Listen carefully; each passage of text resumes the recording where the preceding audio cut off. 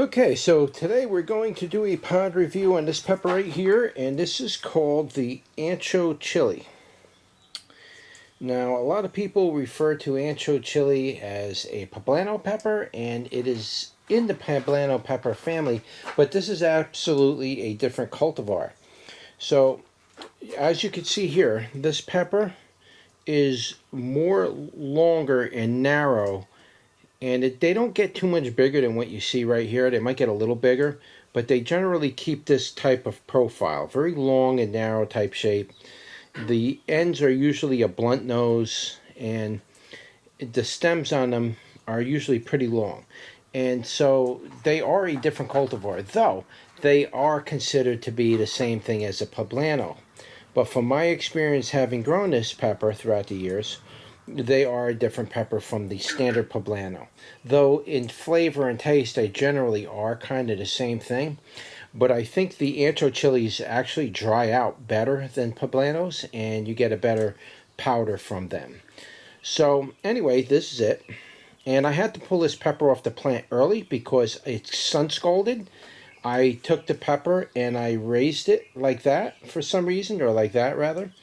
And I thought that was a good idea to do that for some reason, and I cost myself a good pepper now. Okay, so these plants aren't generally very productive. They don't put out very many peppers. So every time I have to pull a pepper like this off because I sun scalded it, it's usually a pretty significant loss because I can only get maybe at best 3 or 4 of these peppers out of a small plant. Unless I dedicate my growing and time and everything to it, I probably can get that number up a little bit more. But in general, a plant's not a very productive plant, so you have to grow like a dozen plants or 2 dozen plants to really get anything out of it if you're looking to make powders or use it for cooking and stuff like that. So you need to grow more than one plant. I'm just growing one small plant. This is like a 2-year-old plant I picked it off of. Let's turn you around and give that a taste test. Let me just get a good angle of this. All right, guys, what's going on? We are doing a pod review on this today. And this pepper is called the Ancho Chile.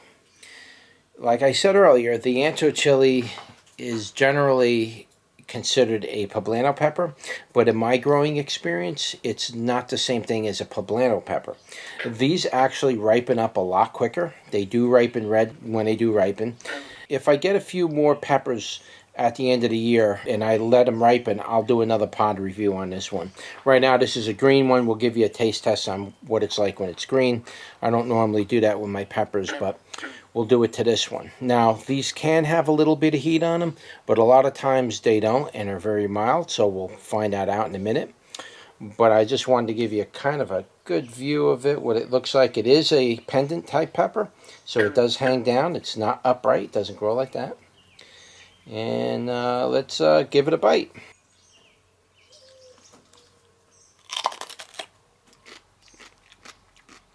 It's very chewy, very crispy, has a nice peppery smell to it, and there's no heat on it, but it feels like there might be heat if I go up towards the seeds. We'll find that out in a minute. As far as flavor goes, the flavor was very mild, but had kind of a green flavor, but not quite bell pepper green flavor. This kind of has its own flavor. So I'll try to describe that in a minute. I also want to point out that the wall thickness on this is very thin. A lot of water coming out of it. That's probably because the sun scalding. If you could see that. See how thin that is? The wall thickness really thin. That's why these make great drying peppers, because they dry right out in the sun. So let's take another bite.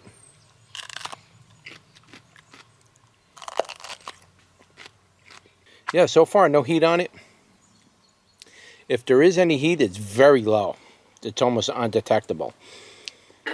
But I know from experience in the past, I've had some of these where they did have low heat, just like a poblano, and so they can get some heat. But let me take a couple more bites and then we'll finish the review. If there is any heat, it's so low I can't even detect it, and I usually try to detect very low heat. But here's the placenta and the core. And like I said, it has a very mild flavor to it.